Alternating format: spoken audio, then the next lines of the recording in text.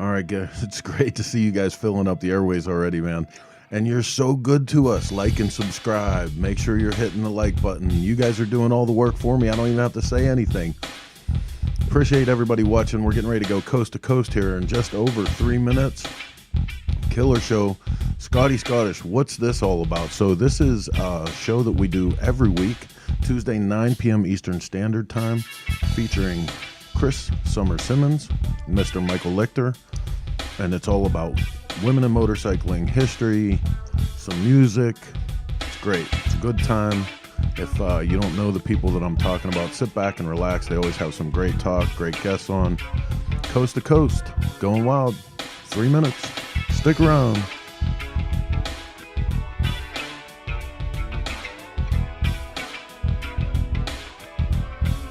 Kelly Wadman's back in the hot tub.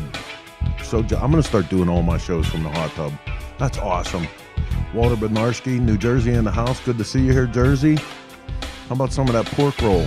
I can send you my address in a DM.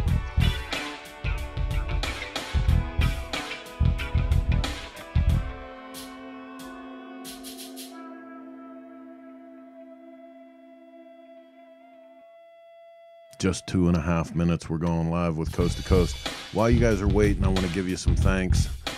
Special shout out to everybody from Choppertown, from the Cycle Source family, watching us from all around the world. Make sure you guys throw up your name and where you're from so we can give you a shout out too. It's always good to see where everybody's at. Hey, I'll ship you a pork roll. Good man. Cody, Wyoming in the house. Flybrob, what's up? So yeah, Coast to Coast every night, every Tuesday night, 9 p.m. Eastern Standard Time. Just sent one to Montana. Pittsburgh isn't that far. Give me some pork roll.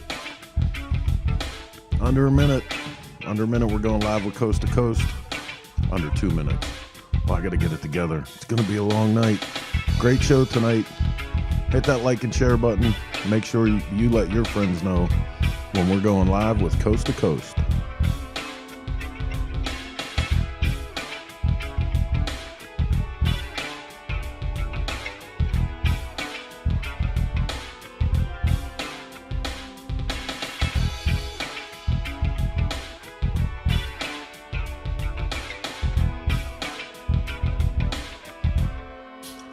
Steve Henderson in the house. Kenny Sweeney, Indiana. Another New Jersey boy up there. Matthew Lucas. Good to see all you guys, man. Where's all my Pittsburgh guys? I know you guys aren't doing anything tonight. Tuesday night in Pittsburgh. Just about a minute left on the clock. I guess that's close enough. We can get this one out of the stable and up on the track and get ready for this week's episode of Coast to Coast. Here we go.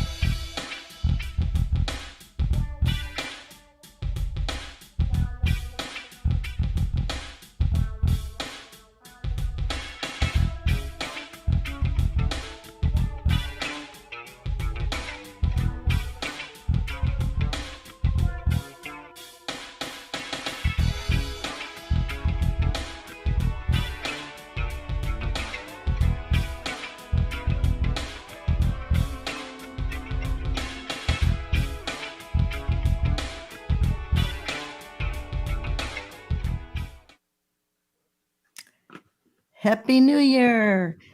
Hey, welcome to 2021, our first show of the new year. Live from Hawaii here, and Mike's in Colorado. And yeah, here we are. Can't wait for tonight's show. I'm really excited about this. We had a great show last week. Let's bring in our co-host from Boulder, Colorado. He's out skiing today. Hey, Mike. Hey, Chris. So you went Greetings skiing, from huh? Boulder, Colorado, right to Maui. What a Right difference. on. What's the temperature spread? I experienced about 12 degrees today. How about you? I don't know. It's probably 80. 80. I don't know. So It was only raining. about 70 degrees apart. It rained and then it dried up. Okay. And then it rained again, then it dried up again. That's all I know. I was outside running around with the dog. But what a fun show last week, huh? That was so fun last week. It was great. It was really Yeah. nice to end the year. And here we are to start it with a great guest, too. What else did you do this week? Same old kind of stuff. I don't know. I mean, it's kind of like Groundhog Day, right? Because of the COVID, everybody stays home. But I don't know. Just did my usual stuff. My son's coming home from upstate New York tomorrow. They were up in the snow for like a month. They can't wait to get back to Maui. But everybody else is good. I want to say hi to Dad. Dad got a new pacemaker battery for Christmas. That's about it. All charged up for 2021, right? He's ready to go. Let me tell you what. Anyway, we have a great guest. Stephanie Pietz is with us. Amazing. I'm just such a fan of hers, and I just can't wait. You've known her for probably a long time, huh? Just a few years. I only saw her out when she was doing the hooligan racing out in California. I think that's what I meant. And I've run into her a number of times since, although I'm looking forward to a time when I could spend more time photographing her. But we'll talk about that when we get her on. Yeah, she's made. Well, let's bring her right in. Come on in, Stephanie.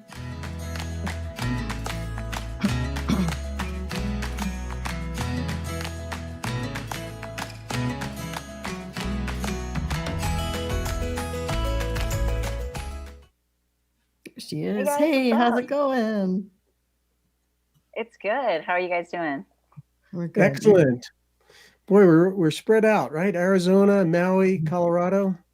But it sure is great having you on. I'm looking forward to this. Thanks for having me, you guys. I'm super pumped to be on the show with you guys. Chris, you're amazing. You're epic. You sent some great photographs, which we're looking forward to seeing. But I have to say, just in prepping them for the show, it made me even more excited about having you on because they are truly electrifying and inspiring. So that's great. Yeah. But we need to tell the guests about who you are, because I know in your underneath your image there, when you come on screen, it says spokesperson, model, racer, all around industry person. What else does it say there? Moto enthusiast. That's putting it very lightly. Yeah, it is light. It is pretty light. Huh? Show the extreme of that. But boy, you are out there, and I mentioned just in our preview that I met you when you're racing the hooligan racing out in California the first time. Actually, I think I met you out in Sturgis. Was the first time I met you. Was that? And then I saw you again in California. Or maybe it was California, and then it was Sturgis. It was California first because it was with your sister. You're right. It was you and your sister. You mean Sean? Sean, yeah. Like the Suicide Sisters. Yeah, Sean. For anyone that doesn't know, that is Sean Guardado of Suicide Machine. And she's Suicide Machine Co. And they're good enough friends that you can call him her sister. So yeah, he's my little sister. Erin's my big sister. Stephanie, you have you like do it all. Okay, so you do the hooligan thing, you do the motocross, the modeling. I have something to tell you that you probably don't know right now, right? So Cyclosource magazine has chosen you for their sports person of the year. The sports person of the year? Tell you right now. That's so awesome. Oh, that's so rad. Oh, I love how they put mechanic on there too, because I wrench on all my own stuff. I love it. It's like you're up on the podium right now, right? Right on top. That's amazing. Thank you guys so much. It's so awesome. Seriously, that's so rad. I know I was in the Woman of the Year award category too, so I was kind of hoping more for the Sportsman of the Year. This is really cool. I'm super pumped. It's really cool. Congratulations. You deserve it. You absolutely deserve it. Thank you guys. Wow. So let's back up. So you started riding when you were a kid. I mean, we have this wonderful picture of you when you're, I don't know how old you were. Chris, why don't you bring on a couple of pictures? Start with the first one. Which one it is. Which is when I met Stephanie. And one thing about when I photograph you is you absolutely exude confidence. That is when I met you, and I love that picture so much. That was when I first met you, and that was a good weekend. That was fun. I was born free. Yes, that's where it was. And you were Sean, and I have some shots of the two of you as well. That's the same shirt I have on right now. People describe you as the ultimate badass, but I think what that means is the confidence that you exude, that you have it. You absolutely have it. It's like everybody that knows me, like everybody kind of sees this like hard badass, but I'm really a sweetheart. Like I'm super nice. All my friends would tell you, like I do anything for my friends. So even though I come off across as like this badass, I'm still like, I'm pretty nice. I'll give myself that. Well, I think that confidence can be seen even in the photographs of you when you were very little. I mean, Yeah, just the way really. you're standing in front of the little yellow. Oh my I God. do kind of look like a Yeah. gangster. You're looking pretty comfortable with who you are and what you're doing there. I think I was like 8 or 9 in that picture, and I just freshly busted my chin open. Oh my goodness! Well, if Did you you, see, because were we you had riding those that open, bike? Was that your the bike? open face helmets. I don't remember if I did. That one wasn't my bike. That was my dad's bike. That's a little bit big. That's a I was gonna say, it's kind of tall. YC 426. So that wasn't my bike, but I wanted a picture in front of the big bike to look cool. Now, if I heard correctly somewhere, your dad put you on a bike and you got all you were ready to go, but then it was like, what do you do when you stop? And he said, well, don't worry, just jump off if you have to. So he would Is that always right? say, yell for me. And if he wasn't around, just kind of jump one way and push the bike the opposite way. So it was like Oh a my tuck gosh. and roll type thing every time. But I was just so eager to learn that I didn't care. I never thought about getting off the bike. I was like, I'm just going to go on the bike until I run out of gas. Yeah, right. It was to Wow. get off. I love it. That's awesome. Look at the second picture. Oh my gosh. Yeah, Oh, who's so in this that was shot? my bike. So that's me on the bike. It's a 1987 CR80. That was my first bike. And then that's my stepbrother on my right. And then my stepsister on my left. Well, on the right side of the picture is my sister. On the left side of the picture is my stepbrother. Nice. Yeah, I definitely look like a little boy. So Hey, So were you considered a tomboy as a kid? Was that term for still around sure. there? I was like 100% a tomboy. So me and my stepsister were, we just run around the neighborhood like on the go-peds and bicycles and wear backwards hats and baggy pants. Like it was such a little boy. Wow, that's so great. Yeah, it's kind of funny. It's kind of funny to look back because everybody thinks I was like this princess growing up, and I was not at all that way. I was like such a dirty little boy, like drinking out of the neighbors' hoses and like stealing my friends' bikes when they leave them outside, and just a little hood rat. Did you have a lot of girlfriends as well when you were growing up, or were you more Not friends with boys because of really. your activities? I mean, I grew up like around uncles and brothers, so I didn't really have. I had an older sister, but I never really hung out with her as much as I hung out with the boys. Sounds like me with my 5 brothers. Oh my gosh. Yeah. Yeah, but it's kind of fascinating to me that you have this background, or you're so interested in all these activities that would qualify you as a kid as a tomboy. Yet I know there's this very what you call girly side of yourself, and you model, and you've done. You do a calendar, I guess, every year, and you do That one is professional actually modeling. one of the pictures for my calendar right there. Wow. I did that one was one of my favorites. And that's my race bike. And I don't know, it's kind of cool because I love being feminine. I love still being a woman, obviously. Like I like to embrace like my sexuality and my femininity without being like a hardcore feminist, right? So I love that I take pictures like on my bikes. Like those are my bikes that I race and I work on and I beat the shit out of, and I get to, dress up and be pretty and take pictures of them, and people are pumped on it. So I don't know. I just really love that. Oh, that's one of my favorite pictures too. I mean, honestly, I did this last calendar shoot so quick, and I'm really proud of myself because I literally got it done in a week and ready for print and everything so fast. And I got all my bikes ready for it. It was a lot of work to get it all done. Yeesh. How many bikes do you have? Do you have a bunch? So, well, I have 3 right now. I had 4. I sold one of them. I have KX 450, the 91 FXR, which that picture shows. And then I have my 96 Sportster, which is my hooligan race bike. Oh, nice. Yeah. Right. I love this next picture. Oh my gosh. Evil Knievel. Oh yeah, that's kind of where it all started, was dirt bikes for me. I loved freestyle motocross like when I was younger, and I thought it was just the coolest thing ever. And there was a point in time where I could ride a dirt bike and putt around, but watching people hit ramps, I was like, wow, that would be so cool to do that. And a part of me was like, I want to do that, but I never thought I could actually do it. So I mean, literally that picture at one point was a dream for me, and I made it come true. You are so high up in the air. I mean, and how far would you have gone on a jump like that? So that was set at about 70 to 75 if you were landing like down at the bottom, which I was kind of overshooting. So Yeah, that's about 75 feet. I mean, as far as from the ground up, I think it probably 25, maybe 30 feet up. Wow, that's just What does that feel like? I can't even imagine. yeah. It feels amazing. It's like the raddest feeling ever.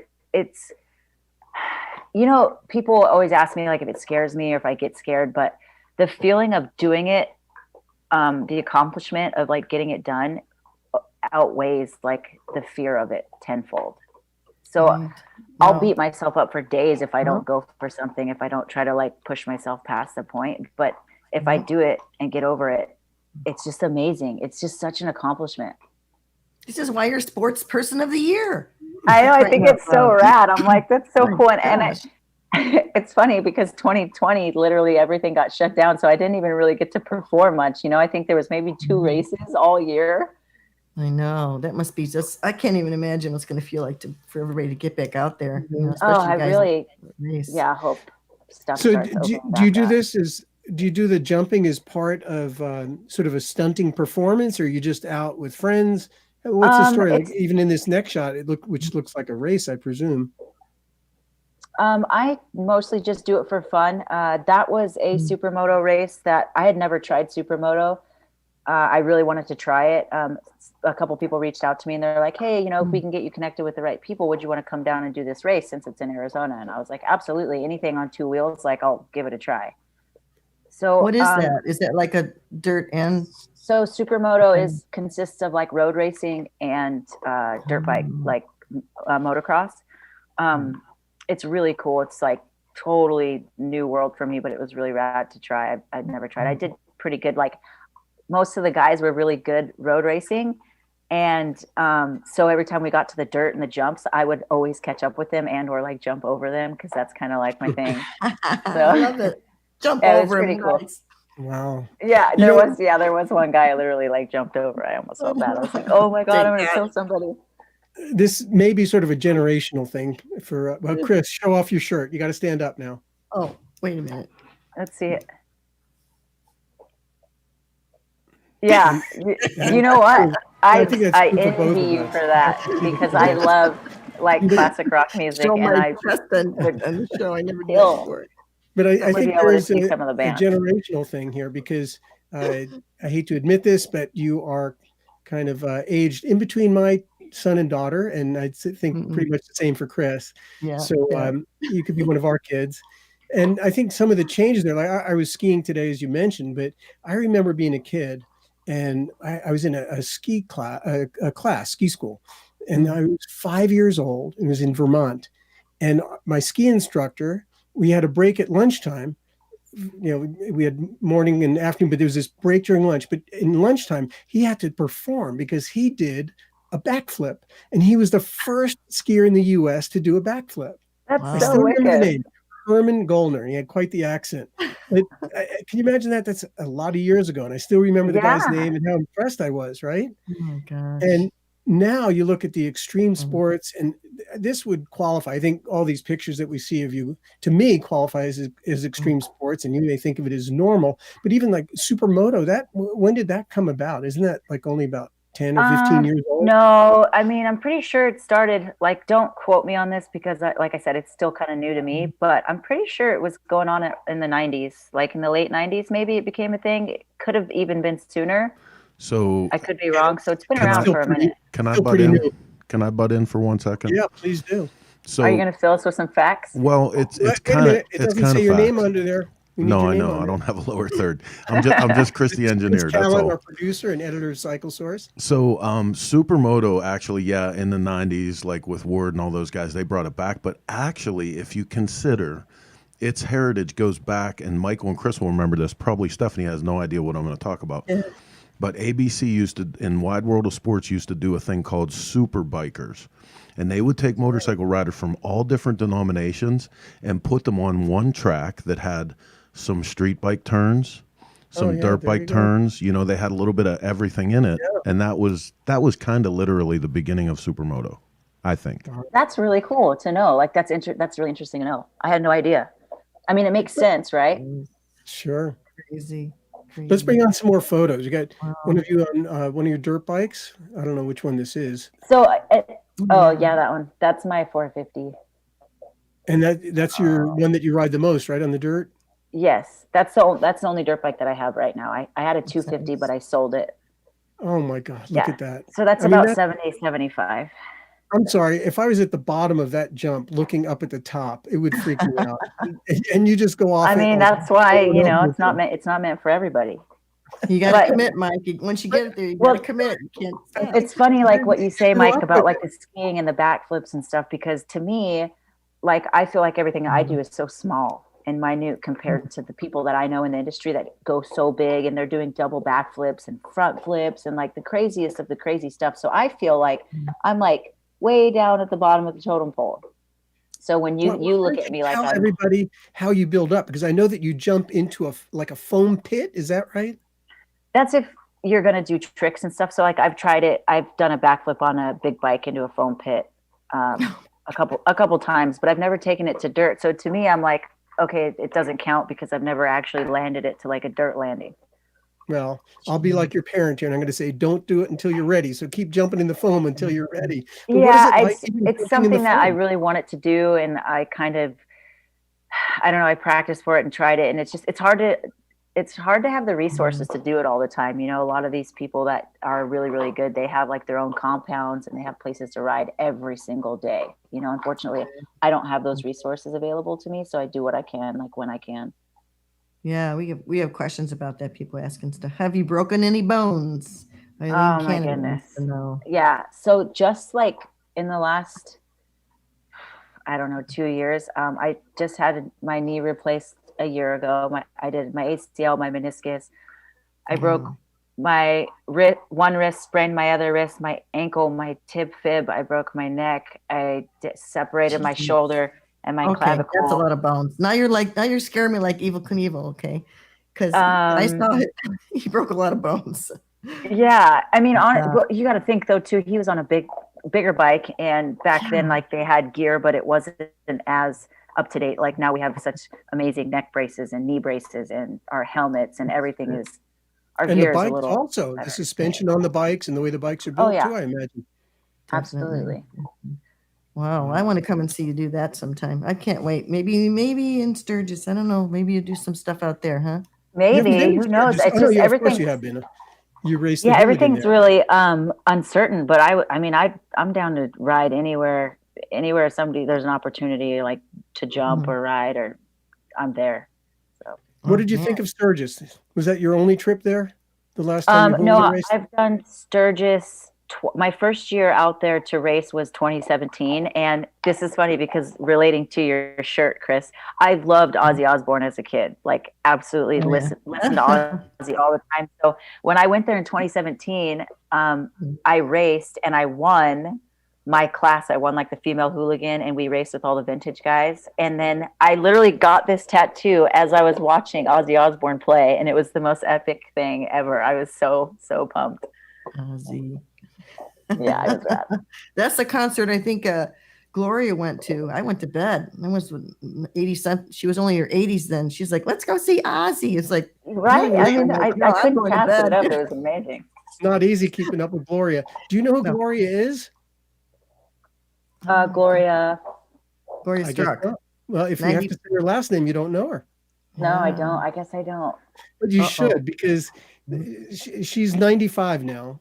Yes. And she hasn't ridden to Sturgis since she's 90, I think was the last time, or 91. Wow, that's amazing. From New Jersey, round trip. That's insane. And she's like the only person out of New England that would ride to Daytona through the snow every year as big burly bikers in their giant pickup trucks with trailers of bikes behind them would look at her and their jaws would drop. She basically just made them all look like little bitches. You need to know Gloria. So in Sturgis, we're going to bring Gloria over to introduce her. Definitely. That's so awesome. You know, the road world, like the Harleys and stuff, is still fairly new to me. I've only started the hooligan stuff in like the last few years, and I just got a Harley, a few years ago. So I'm more familiar with the dirt side of things. I'm still kind of learning about the people in the Harley world and, everything. There's so much to know, Oh, you're doing fine. Let me tell you, I think it's wonderful. So how did you get involved in the hooligan stuff? Go back to in 2017, Aaron from Suicide Machine Co. had reached out to me and was like, hey, there's a race out in Arizona in Buckeye. Do you want to run it? Like, I'll let you ride my bike. It's a hooligan flat track race. And I had never even ridden like I wasn't familiar with riding a V-twin bike. I mean, I could do it. I've done it before. I did it, but I wasn't like, I was like, are you sure you want me to do this? Because I have no idea how I'm going to do. So I went out and ended up racing. I think there was like 4 or 5 of us. That was just like an amateur class. And I ended up getting 3rd place, which wasn't last. And instantly I was like, oh, fuck, I'm doing this more. Like every time you have a race, I want to do it. Oh, that's so much fun. Of course, there's only one answer when somebody asks you, do you want to ride my bike, right? Yeah, you never say no. Yeah, right. Somehow I ended up on a mini bike racing in Sturgis 2 years ago. Oh, you did. That sounds like a good time. No, I didn't. Somebody said, here, you got to get on it. It's like, what? I ended up did the mini crashing bike. his bike at that race, and I actually got ran over by somebody like on an Indian, and it like messed me up pretty good. And then when they started the race over again, like I ended up winning, or like getting 3rd place. So I was pretty pumped. Okay, so how that's a good one. competitive are you now?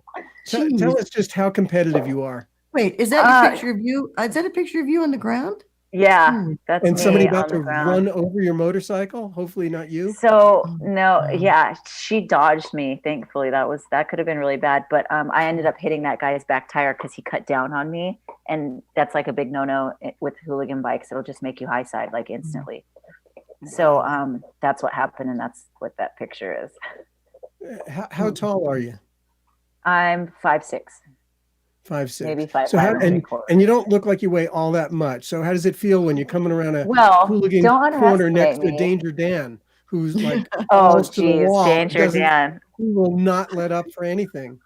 I think last time I was on the podcast with Cycle Source, we talked about Dan and Danger Dan and how every time I'd line up next to him, I'd be like, can I please move over like 2 spaces? Because I was so scared to start next to him. He's just wide open, which is great. I love him. We're friends. But he was just like so wide open every time we do our starts that he'd always end up crashing into somebody. Yeah, but you are too. So that back to my question, how competitive are you? So I'm extremely competitive, and for as much practice as I don't get, I should probably like take it down a notch, but I don't. I just pin it like every time. Rob says you should do the cannonball. Rob Nussbaum. Cannonball. So just yeah, you should be if you're competitive. Every year, I guess you didn't really know much about the cannonball, but every 2 years they narrow it down to a group of bikes between certain years. Like 1 year, the bikes had to be 100 years old or older. The bikes are never, I think the most recent cannonball bike was a 39. That was 1 year they did up to 39. And you get 14s and 12s. What was the German woman on? She was on a 1907, I think. BSA, I believe. That she had to boat start in the summer, crossing Texas, and she wore so much protective gear you can't imagine. That is so badass. Now, just to give you an idea, Jody Perowitz, who had never experienced anything like this, she got a sponsor who provided a bike for her, and she did the cannonball with Chris. That name sounds really familiar. I think I've heard of it. So it's something you could really enjoy. It's like 16 days crossing the country and quite. So where does it start and where does it end? Is it different every year? It changes every time. This is the first time it will not be coast to ocean. Every other year it's been ocean to ocean. 5 routes, everyone has been different, and they go east coast to west coast because that way you go through storms rather than them following you for days and days. And then is there like any like what are the bikes that it has to be done on? Is there any qualifications for the bikes? Like their own? How does a lot of qualifications. Chris, what is it? You'd have to. It's 29 earlier this year. I think it's 29 and earlier this year. 29. Dang earlier. it. JD's and earlier. Yeah. JD's, and do you guys race in teams, or does one person just bomb it the whole way? It's a long journey. You have to. It's not a race. It's an endurance race. You know where you're going to start. You know where you're going to end, but you don't know how you're going to get there. So you have to scroll on a chart with directions. It's like hieroglyphics. It's really like hieroglyphics. It's like the Great Race with cars, where but the difference is a Great Race. You have a navigator. On the cannonball, you have to navigate, and you're the rider. So you make all these crazy turns, and you have to checkpoints. Are there checkpoints? Yeah, there's checkpoints. Okay, that's what I was and you're in at a certain time every day. And if you break down, there's Cannonball Baker. If you break down, you get picked up and you get taken to the next town, and if you can fix it, you can get it going. If not, You'd you love keep it. going, and you You'd do love what it. you can do. Everybody helps everybody, and it's Yeah. very competitive, but it's very much a big family also. So You can go to my That's awesome. website and check it out. There's a bunch of them on there. And there are That's very the one few thing women that I that do it. really like about the long distance racing, because I've done quite a bit of it, like in the desert community, like the off-road, is just the family and the people behind it. Like the camaraderie is amazing. And it's just that I think something like that I would definitely enjoy doing. Did you do it on a team? Like, is it a team or do you do it all solo? I did solo. Most people do solo. It's solo, but people will ride together in groups. Yeah, you ride together. You can be in a team, but everybody is kind of like their own score. It's every man or woman for themselves, basically. Like I've ridden 3 of them with my husband, and I've had to leave him on the side of the road many times. I didn't want to, but it's like, hey, I can't help you. I gotta go. It's time to go. Yeah. Well, I mean, I'm sure he was understanding. Oh yeah, yeah, he was. You brought up, you mentioned the desert and the sort of the desert team. The next group of photos sort of is out in your way, out in Arizona, I guess, Arizona, California. But some cool shots. Maybe you could bring some of these on because I have some questions about them as well. Oh, yeah, that's cool. Oh, that is a spot up in northern Arizona that some kids built a long time ago, and they just made these jumps that were out there, and we just go ride, like free ride. One of my friends that rides freestyle motocross, he has a compound not too far from where this is, but it's up in the mountains, like in just in the White Mountains in Arizona. That one is in California. So I do I help one of my friends who's a freestyle motocross rider. He's like started freestyle, like one of the OGs in the freestyle game. He does like a freestyle motocross class to help people learn how to hit ramps. So we push the ramp like all the way up to the landing, and I go out and help him with that class and ride at the same time. So that's where those pictures are from, the jumping ones. Well, these next 2 shots, this one and the next, this shot here, it's great. I just Glamis. have to stop. That's like I love this photo of you. I mean, I'm a skier, and I'm not good in the sand. I could tell you that from riding just through little bits of sand in Nepal or something and getting stuck. And I see you cruising through this kind of like you're skiing or water skiing or snowboarding, and it looks so elegant and graceful and fun, and make it look easy. I want a lesson. I want to go do that and take a lesson. So one of my other friends, you guys know Dump Truck? Are you familiar with Dump Truck? Dump Truck. Yeah. Everybody. Me and him, we totally like had this like bro down conversation when we were in Durango, and I was telling him about Glamis and how amazing it is to ride out there, and like how everything it's just wide open, and the sand, it just goes to the horizon. And literally he's like, I'm going to go buy a dirt bike because I have to try this. Like he was so amped on it, wanting to learn and go and ride out there. It's so epic. It's one of the places I learned how to ride dirt bikes, and it is a little bit difficult, but what is and where is Glamis? It's in Southern California, basically between just south of Blythe. Wow. And what is the best bike to have out there? And is that your 450 you were on in that last shot? Yeah, honestly, I used to ride a 250 4-stroke out there, and it didn't pull very well. It was pretty slow. I mean, I've blown a bike up out there. So a bigger bike would be better. A lot of people ride 2-strokes out there too. Those do well. I mean, a lot of the guys, like the OG gangsters, they're like CR 500s, like the biggest bikes, the loudest bikes. It's cool to see those rip out there. Well, what if you're just a beginner in the sand? What would you recommend? I mean, you kind of just got to go with what you got. I know a lot of girls ride 250 4-strokes, but I started on a 250 2-stroke out in Glamis, and it's a lot of bike, but it's just one of those things. You either got to just commit to doing it or don't do it. Just bring a mini bike, Mike. Yeah, right. Sometimes the mini bikes don't even go anywhere though, because the sand's so deep. So it's like you got to go big or go home.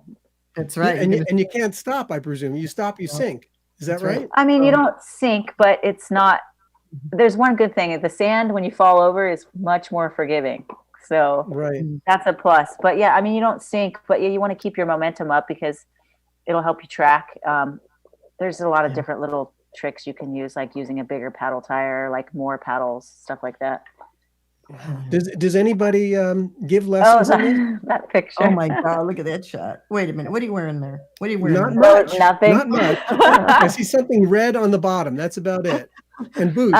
It was this breast cancer campaign that I did for this company called Basic and Badass, and they do donations for breast cancer awareness. And they were like, they'll get girls with standing next to their bikes or nothing like too provocative. And they asked me to, submit for their campaign. And I was like thinking to myself, like, I got to do something pretty badass. So that was badass. Yeah, that was one of those ones too. So how far can you wheelie? Oh man. I'm still learning.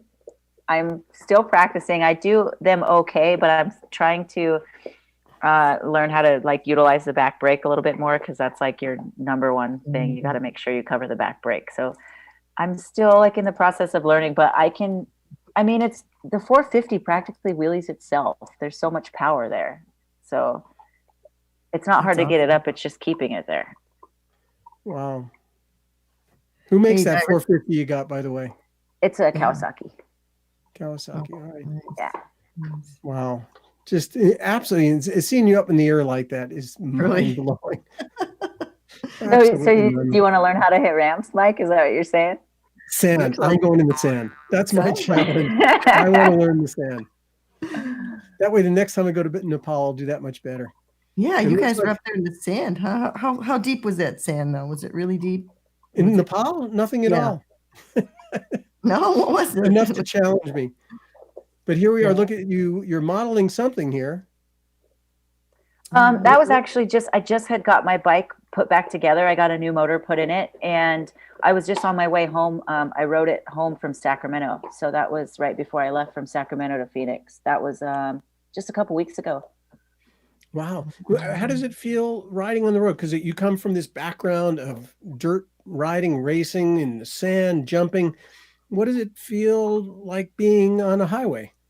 Honestly, I feel like it makes me more comfortable. A lot of my girlfriends, I feel like they're like, hey, I want to get a Harley. Like, what do you suggest? And I always tell them, get a dirt bike first and spend a year riding in the dirt, because I think it just helps you be more aware of your surroundings and be more comfortable, because riding on the road's scary, and it's not you have to worry about, it's other people. Right. So if that's how I started. I started riding the dirt bikes when I was a kid, exactly before I got my first Harley. I think it's just smart. Definitely. Hey, you know what? Let's take a break and we'll come back and talk more about your racing. I can't wait to talk about more. Cool. Yeah, definitely. We'll be right back. Take a short break from our sponsors right here. Thanks. Cool.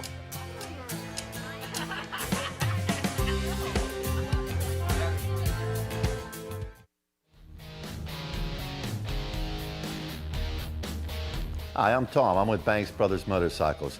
One of the things I want to show you today is our new improved engine puller. The changes to this machine has been in the arms and in the hands. We put hind joints in the hand to allow rotation of the engine, which makes it easier to get it in and out of the frame. With the angle change, we have equal clamping pressure on them. And over here we have what's called the Posi Lock, which allows this to be locked in place and the engine can't swing from side to side. And we're going to show you just how easy it is to pull the motor out of the bike right now. George is actually going to come in, make contact with the cylinders, tighten it down, and pull it out of there. You'll lift it up, rotate it, and bring the assembly out of the frame. You see the motor starting to move, and it centers itself. This allows no side play once the motor's in place, and it keeps it safe. It can't fall out. Visit BanksBrothersMotorcycles.com to order your Banks lift.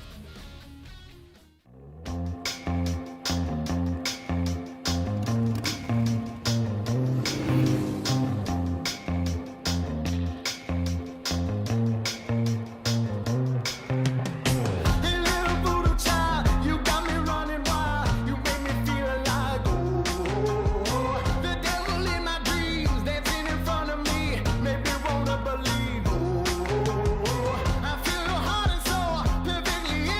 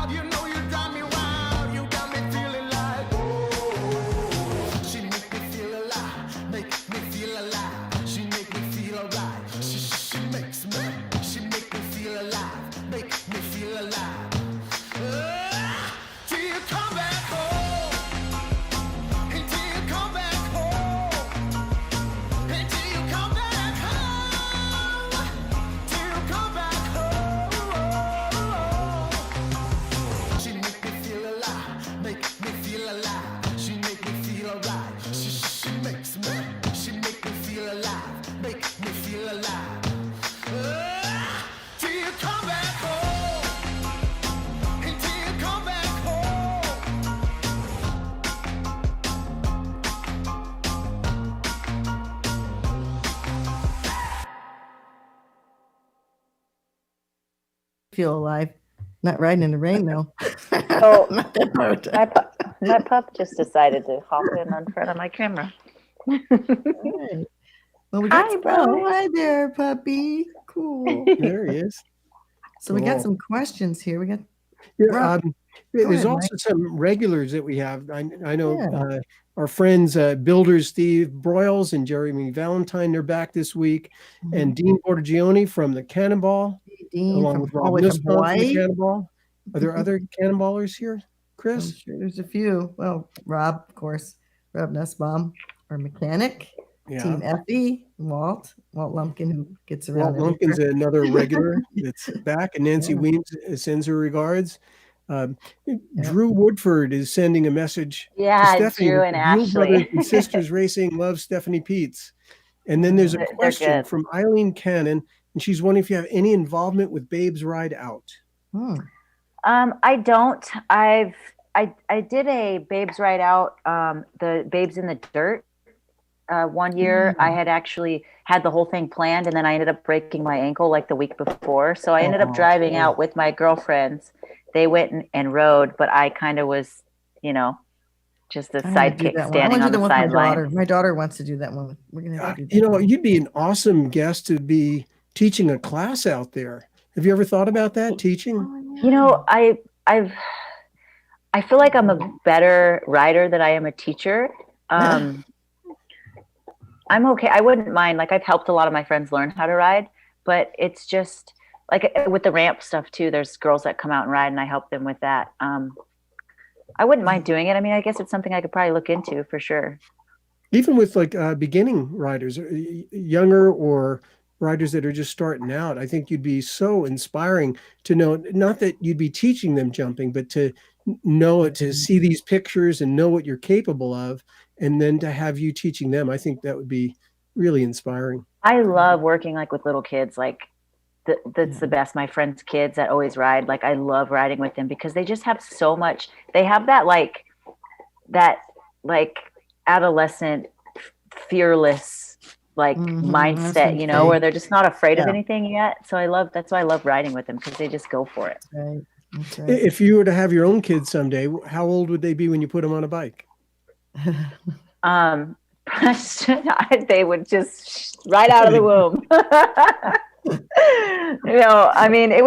I would love to, if that were to happen, probably at a very young age, I'd want them around motorcycles.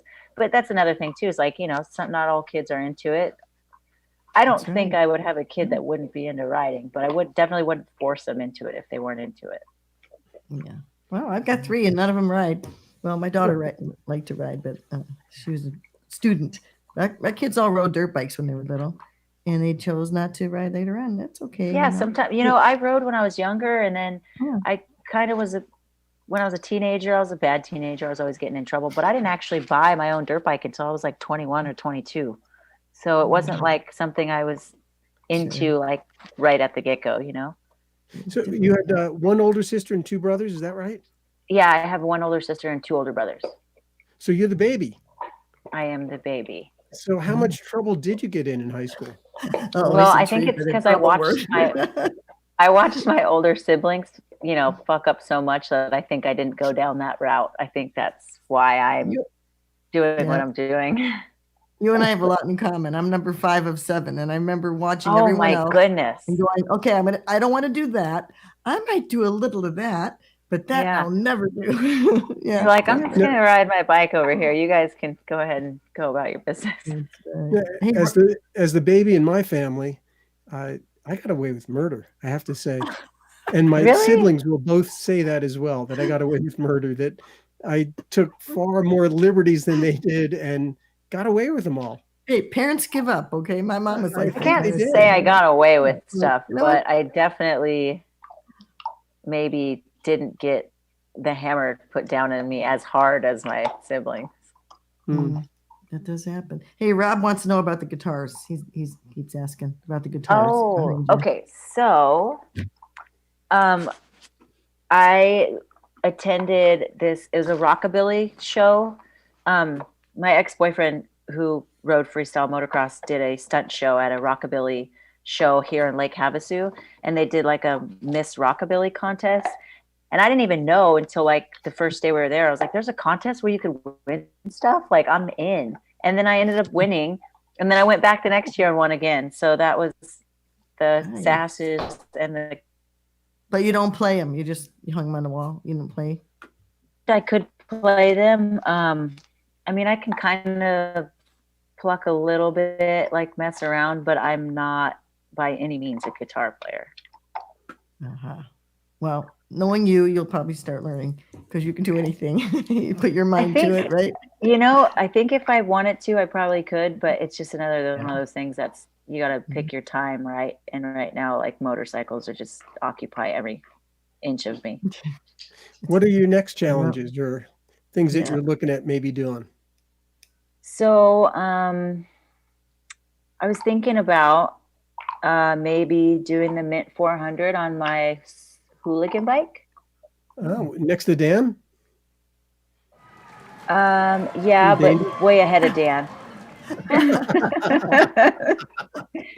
I'm not sure yet, though. I'm still trying to figure out like all the logistics of it because there's a lot of work that goes into it, and I don't want to be on the sidelines with my bike blown up. So there's going to be a lot of pre-work going into it. So I'm kind of trying to weigh my options out right now. Nice. But it's something that I've always wanted to do. So can you explain to our listeners what the Mint 400 is all about? So the Mint 400, they just added bikes back to it, I think in the last 2 years. And the bikes actually only do 160 miles. So we don't do the full 400 miles, but it's through the desert outside of Vegas.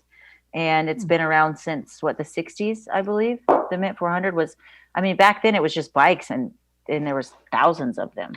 Yes, the Fear and Loathing movie basically is the epitome of the Mint 400. Yeah. Wait a minute. So Fear and Loathing, which Fear and Loathing was this? In Vegas, the movie. I thought there was more than one. If you watch the movie, he's out there. He's a reporter. Yeah, that was his assignment. 400, you know, when he's like got the beer glass full of sand. Okay, I'm gonna watch. That's on my list this week. I got to see it. You could ask me about it next week, Chris. And Chris, if you want to try to help me with this info, but I believe when it first started, they were doing the Mint 400 on V twins. Am I wrong? You know, I don't know the answer to that. I don't either. Huh. Probably. Let me see if I can get some history while you guys are talking. I'll hurry up and look it up. So a little bit of history. I remember there were bigger bikes, though. They weren't all dirt bikes. So that's why I think they kind of brought it back into circulation, trying to get the big bikes back out there. It's just really hard on your bike. You know, a 600, 700-pound Harley Davidson is not meant to go through dirt whoops. And what does the ground look like?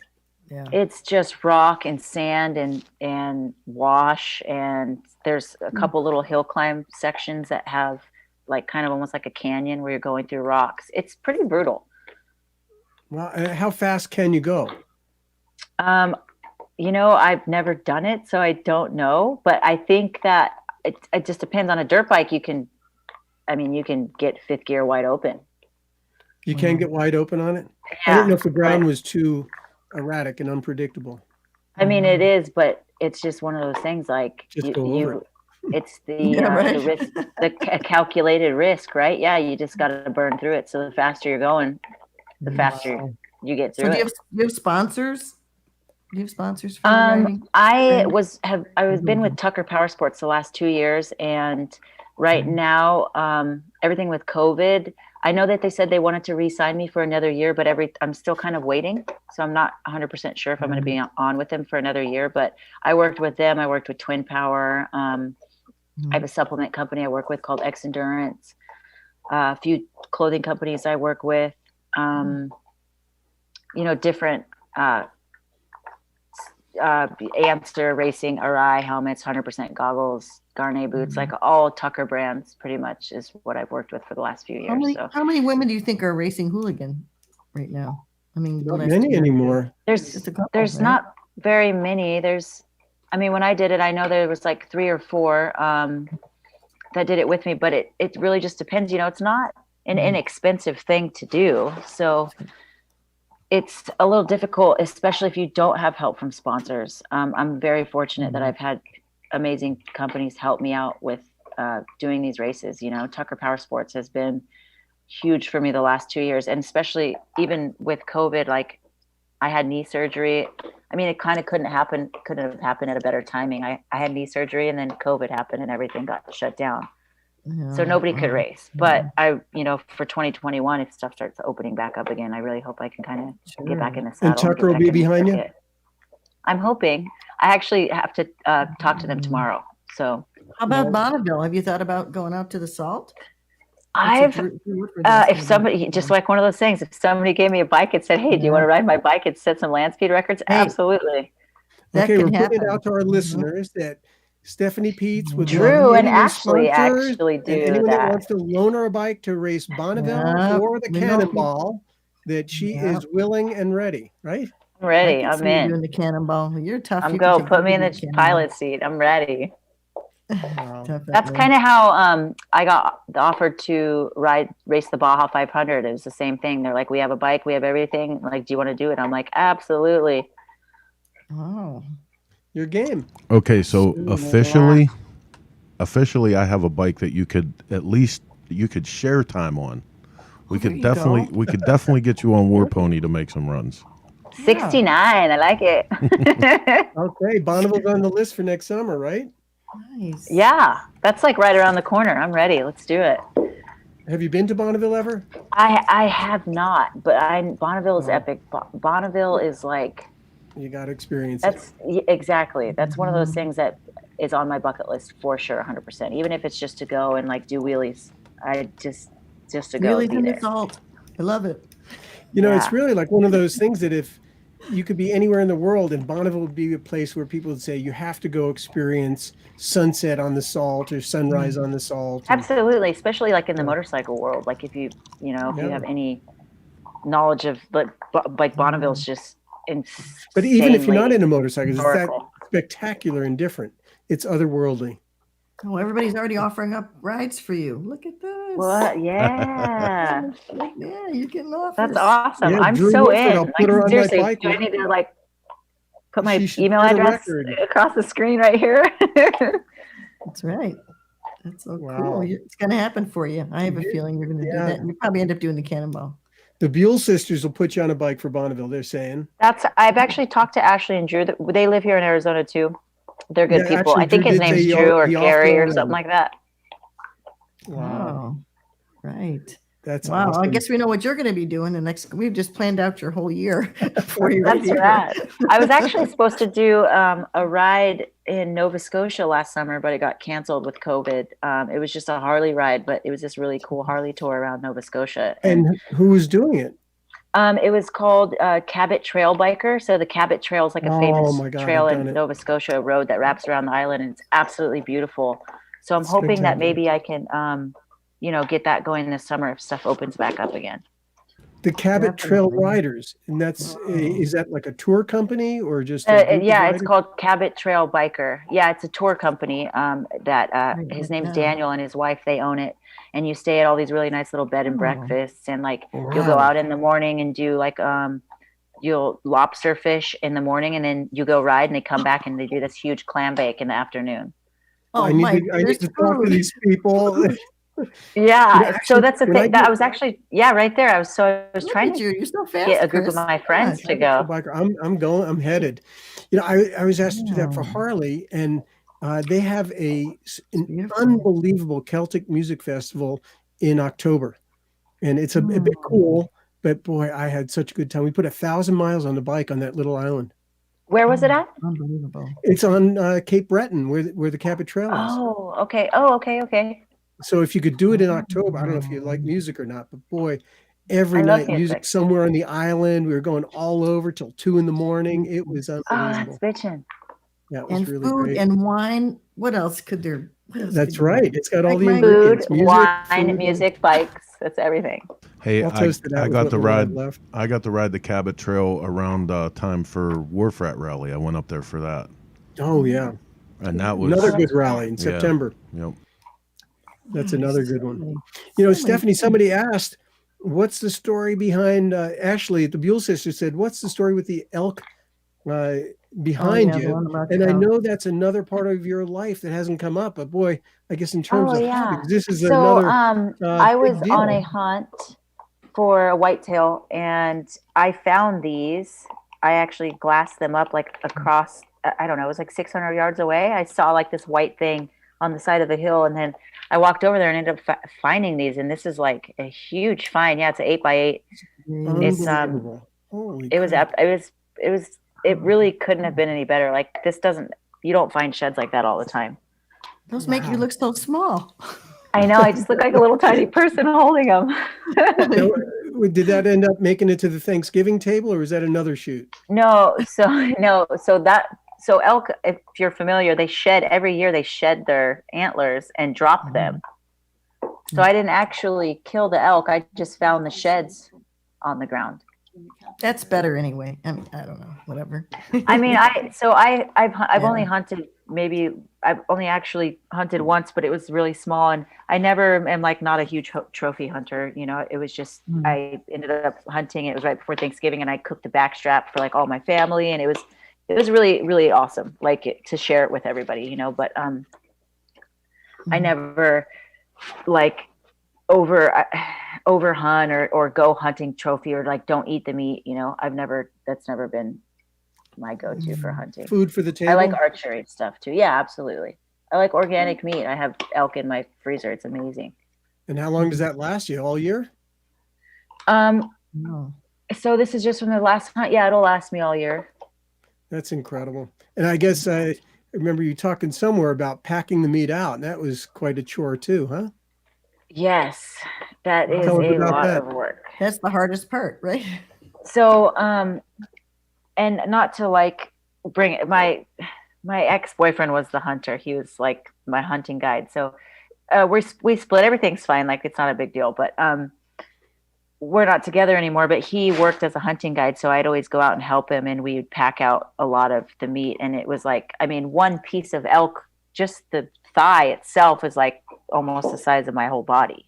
So, I mean, if you can think about that, doing that trip over and over again it's pretty exciting. It's a lot of work, and it really tests your physical abilities, even more than riding a motorcycle. That's hard work. I know a lot of people that hunt here in Maui because we have deer here. Actually, people. Yeah, that you guys have Axis deer. They're small. Axis deer. There it is. Yeah. So some people that I know go out there. A lot of people I know from Hawaii hang out there. Yep, that's what they What do. about- What about fishing? That's another thing. Do you do any of that, or I is that do. I do like to important for you? fish. I like to bow hunt. I like fishing. I put in tags for like doves. Whoa. And yeah, that's That's my you? bow. That's Yeah. a hell of a bow. That is more than a bow. That is like some. Yeah. What are we looking at? It's a compound bow. It's a Bowtech Carbon Rose compound bow. Wow. It's only got like about maybe like a 47-pound draw, so it's enough to, it's enough to kill something. But I like to target shoot. I like to just go out and practice. It's a lot of fun. I love learning new things. This sports person of the year thing is just becoming more clear. Right? I guess it's every okay? I'm covering every facet right here. You are like the sports person of the year. You have to tell the Cabot Trail bikers that when you come up there that they need to take in a little hunting excursion and a fishing excursion too. I totally would if I'm not sure Wouldn't how that that be works in amazing? Nova Scotia if I need to get a hunting license, but I'm totally in. Wouldn't that be cool? And something else they yeah. have in up on the Cabot Trail that you'll find a lot of. And my wife is just reminded me that she had her first mussels on the Cabot Trail, which are phenomenal. Really Oh, wonderful. really? Yeah. Oh. So I'm assuming that probably goes into the big clam bake that they do with the lobster and stuff. Like, I mean, as soon as he Exactly, said yeah. lobster, I was Yeah. sold. I was like, Now I'm motorcycles, what? hungry. Lobster, I'm in. It's dinner time for me. Well, I want to meet these Cabot Trail bikers for sure. I Yeah, love they that were, the area. guy, Daniel is awesome. And, him and his wife run everything. And they were just really cool people. And I was so pumped on doing it. And it was just, it's unfortunate everything that happened. But hopefully, like I said, we Yeah. can get it going on for this this upcoming summertime. It's just a pause button. I say it's just a pause button. We hit the pause button, and we're going to push play. I'm ready to hit the play button again. And We when are- we hit play, it's going to go it's gonna go be on off. turbo. Yeah. It's absolutely going on turbo. For Because sure. everything's gonna happen all at once. Everybody wants to get their events in. Everybody wants to get everywhere. I'm excited about it myself. I know, and it's a kind of a bummer because like I wish I could say like, oh, I have these events lined up and tell people like where I'm going to be this year, but everything's so uncertain right now that it's kind of, I don't really know. Yeah, we just got to be patient. Just it's hard. We're kind of the same way right now with our house, so just wait it out and see. But you're in Maui. I'm not. You definitely. Yeah, we can't feel too bad for you. Maui. Yeah, I know. Arizona's not bad right now, but Maui, I mean, come on. Yeah, that's pretty good. I know. I'm pretty lucky. I know that. I totally am very grateful. Believe me. But anyway, wow, what a great show! I'm so inspired by you. It really makes me want to get up my dirt bike stuff again. I'm inspired by you. Like the cannonball, that stuff's amazing. Like that's epic. Now, I have a couple of questions. One is that your photos have truly inspired me, and the only problem with them is that I didn't take them. I took some of the pictures we showed tonight, but I want to take some pictures of you out in the sand, definitely, and jumping. Let's do it. So that's going to have to happen sometime. That is one of my favorite pictures that you took, the one of me sliding into Ethan right there. Yeah. Who are you next to there? So that's his name's Ethan. And then Jolene, that's Jolene Van Voot behind me. No, Jolene's 63. Wow. Cool. Man, you're on it right there. That's great. And then look, if you look in that picture, Dan, I've done this. I want to shoot you more like that, but I want to spend a day or a couple days photographing you when you go to the desert. I really would love to do that. That would be fun. That's Rich Silva. That another question, and this, I don't know. Did you just like clean things up because we're the older generation? What's the deal? I haven't heard one bit for the swear jar tonight. Oh, I didn't know if I could or not. I said fuck a couple times and I felt like I got I felt like it was silent because I said fuck. I was like, oh God, I need to take a step back because no, I know you have. All I do is say fuck all the time. It's like hey, I do too. I told you, Stephanie, on the phone. I said, hey, I say it all the time too. I'm going, all right. What's going on here? No, I was just trying to, be a little professional. But I mean, fuck. If I could say fuck, and I'm fucking saying fuck. So those are my two. That was one question, and the other is when do I get to photograph you in the desert? So, you should come out to Glamis sometime. We could totally set it up. Just camp out there for the weekend. There's some bitchin' shots that you can get out there, Michael, like the sunsets. Even if we go on a full moon, you can literally get the moon behind me, like on a dune. I'm coming.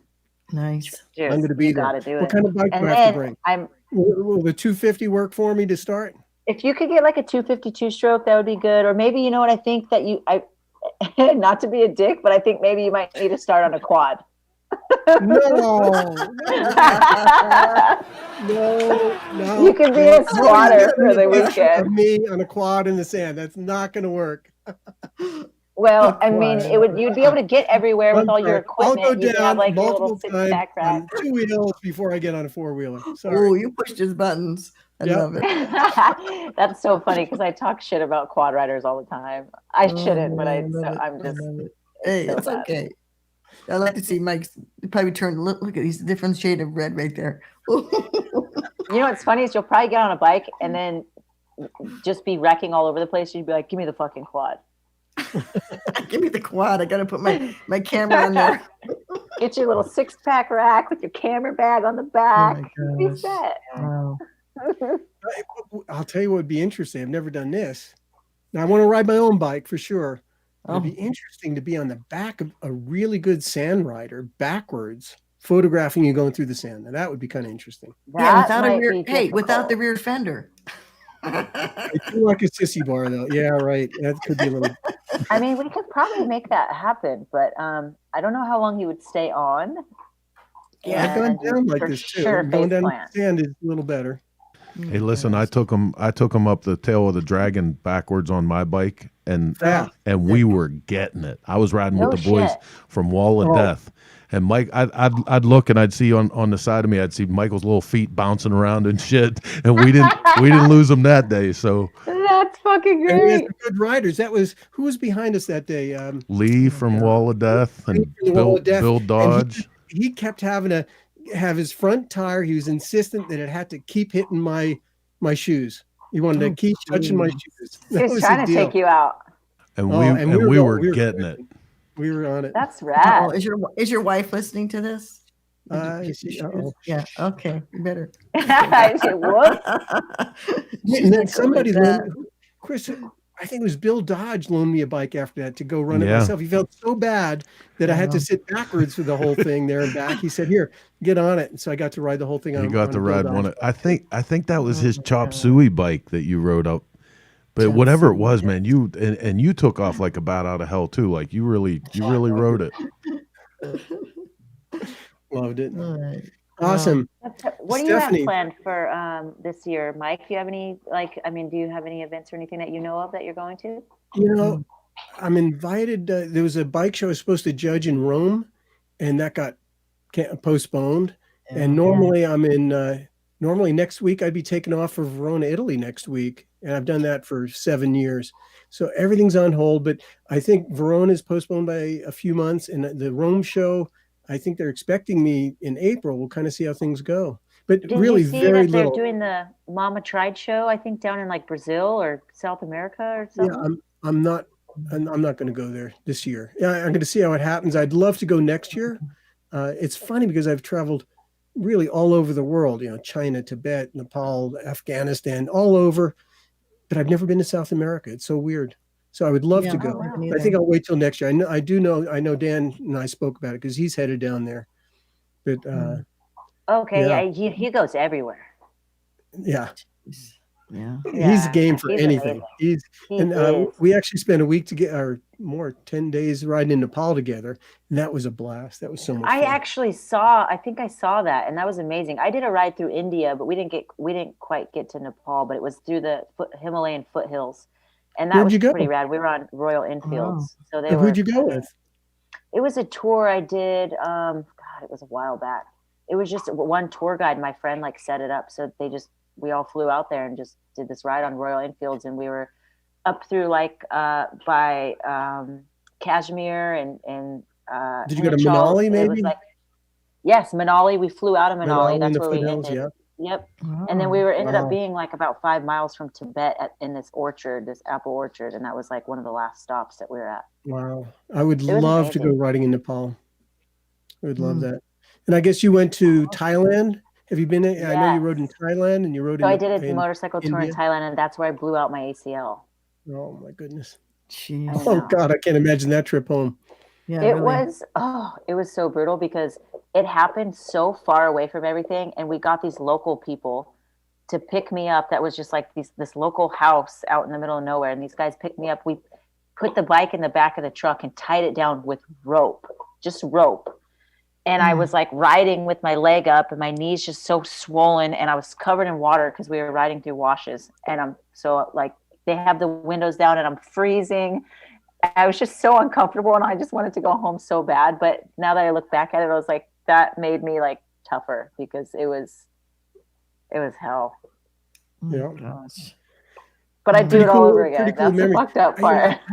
I have a friend I have to talk to. I have to tell him about you because I think he would love to have you at his event. He does ice racing on the biggest lake in the world in Siberia. Oh my God, no. And that would be so different for you to go from your desert scene to go ice racing on Lake Baikal in Siberia. I've seen the ice racers in, is it Minnesota or Wisconsin? They do a lot of that ice racing, and I've always wanted to try it. I think one year I saw Aaron do it once, and I was just that's so rad. I'd love to try it. This is drag racing. On two wheels. This is drag racing, so it's so it's not circle racing. So I've seen the ice on a circle, and then those giant spikes they have on the wheels that are 2.5 inches. Yeah, wow. How exciting! I tell you what, we got to have you back on our show next year and see all these things that you did this year. Yeah, right. I'll be you guys got me hooked up with Bonneville and all this rad stuff. We're gonna have to see all the offers that come in. You're gonna have to watch the show and just read all the comments and see all the offers that came in. Right. Wow. Well, I Right? I'm can't super thank you fun. enough for coming on. How fun. Thank you guys so Really. much for having me, and thank you so much for No. working with me. And I really, really want to do this again. And thank you so much for the Sportsman of the Year award. That's so rad. I'm super pumped. That's Really. so awesome. Yay! Congratulations, Stephanie. Thank you so much for being with us. Thank you Yes, guys after- so much. You guys have a great night. Look And after forward to getting seeing to know and you- photographing you soon. After getting to know you Yes. more, I really they did a good job when they picked you. You were definitely Oh, the sports thanks, person of the Chris. year. Oh, Well, you thank take care out there and stay safe, and we'll see you sometime. Sometime. You this too, summer. guys. Thank you so much. All right. You Bye, take Stephanie. care. Take care. See you. Bye. Wow. Wow. What a I feel like what a story. I feel like I need to do more writing. Oh my Okay. gosh, it's You like see where I'm amazing. coming from? When I say I got to get in the sand, I see those pictures of her and I go, my goodness, she makes it. Now I know it's so much work and I'd probably Mhm. fall down. I can't imagine how many times, but it looks Oh, so me cool to too. just cruise I over the know. sand like that. Yeah. It's something I really want to try. She made it look effortless. for Yeah, I know sure. it wouldn't be. I know it's a lot of work. Definitely. But So who do boy, we have who we have coming up for next week? Should we talk about next week? yes. Who do we have? We have Andrea. Do we have Andrea? I hope so. Andrea Yes. LaBarbera. We're gonna have Andrea Andrea. LaBarbera. Now she's another very cool story. She's a commercial pilot, Yeah. and we both know her through the Cannonball. Although I've met her, I think I think through the Hamsters or something Sure. up Yes. in Laconia. I remember meeting her up in Laconia with her husband Bob, Right. and she's also balls to the wall. She is a tough Yeah. cookie. She is a really tough cookie. Yes. And there's a case where I have a photo. I'll have to have it for next week because I have a portrait of her that I did in the Cannonball. I think I mentioned to you. She exudes confidence, similar to the way I mentioned about Stephanie and yourself. Mhm. Andrea's It's a so great nice writer. to see that in women that are so comfortable with who they are, what they've accomplished, and how they live, and it's great. And it's great when you see that come out in an image. She's amazing to ride with. I just love her. We don't ride the same class in the Cannonball, so we pass each other a little bit every day, and she's just so there, in the moment, and just love that about her. But yeah. So what do you got coming up this week for yourself? Anything Well, special? now that I started skiing today, my Hmm. goal is to go at least twice before we see each other next. So at least 2 times skiing, and that's so good for my rehab. So that's a good thing. I actually got on the motorcycle yesterday and went riding. I rode out to Longmont. Just the Really? the sun was out, and I said, Oh, God, I hadn't been on the bike in a bit. So I jumped on the bike, went out to Longmont, and just Nice. rode around. And then coming back, it was late in the day, and the sun was just burning in my eyes. It was so bright where you could I'd have to go like this to kind of see if the road ahead almost. But it felt so good, that kind of warmth of the sun. It was cold, but that how you feel warm when the sun's in your eyes and glaring like that as it's sitting over the mountains. And it felt really good. So hopefully I'll get out on the motorcycle again, maybe the bicycle, definitely skiing twice. So, and Wow. lots of editing to do. So that's my You got a busy week. time. Yeah. Time goes. I don't know. Somehow I'm up till 2 a.m. every night. Yeah, I know. I Crazy. get these text messages from you sometimes. I'm thinking, my God, I'm I know, 2, tired. 3, What's 2, he 3 in the doing? morning. There's just so much work to do. And That's plus, right. if you play hooky during the day a little bit, you got to make up for it. Yeah, that's right. You go for a motorcycle ride and a little skiing. Yeah. Definitely. Well, I got my grandkids coming back from New York, so that'll you'll be fun busy with for that. us. Well, they have to quarantine, but I'll wave to them and try to tell the That 4-year-old was- he can't hug me. That was a long trip. Month. They were going a month. Yeah. Month. Yep. And then Pat's working on some bikes. He's taking the tank off a 39 Indian, working on that and just tinkering around the house. Are you going to stay, Maui? Are you going to get back to California all this spring? We're going to get back to California when we can. When it's safe to fly out there, we'll go out and do some stuff with our bikes there, play around. So, all right. Well, have a great everybody for tuning in. There you go. Oh, There's back to the stable, heading home.